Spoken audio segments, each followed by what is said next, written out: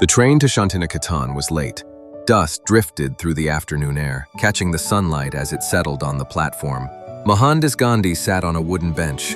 Around him, the station murmured with voices, chai sellers, and the faint clink of metal wheels. He watched it all quietly. After 20 years in South Africa fighting for justice, this was homecoming. And yet, India felt both familiar and foreign. He had arrived in Bombay months earlier to parades and garlands. Newspapers called him the hope of modern India. Crowds met him at every stop, students chasing the train to catch a glimpse through the window. But Gandhi distrusted applause. He knew admiration could become illusion. He was not here to be praised, but to understand. So he traveled third class, ate from tin plates, walked between villages and listened. It was not strategy, but sincerity, a way to quiet the noise of others until he could hear the truth itself.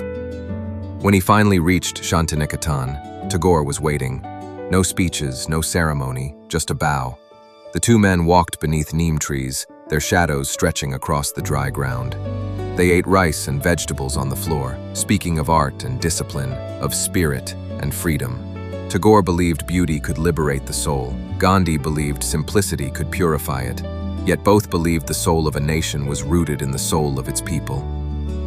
On the third evening, the sun sank low over the fields. They sat on the veranda in silence, the air heavy with dust and light.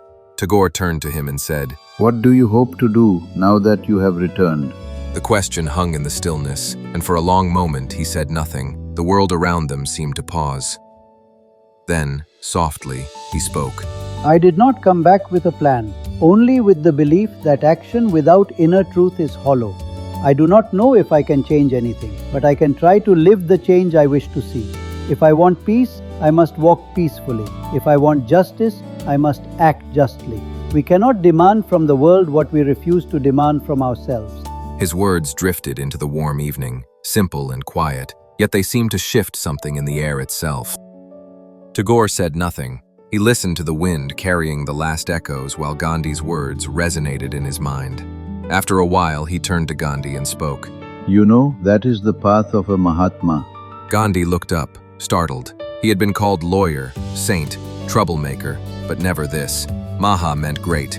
Atma meant soul. It was not a name one claimed, but something reflected back by others. He bowed his head in quiet acceptance.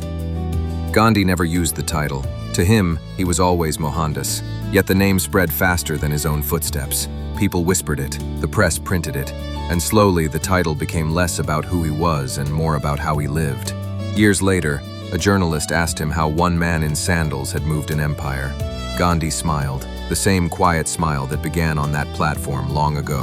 He said, Be the change you want to see in the world. Outside, a train whistle rose in the distance. The dust lifted once more. Finally, India had begun to heal,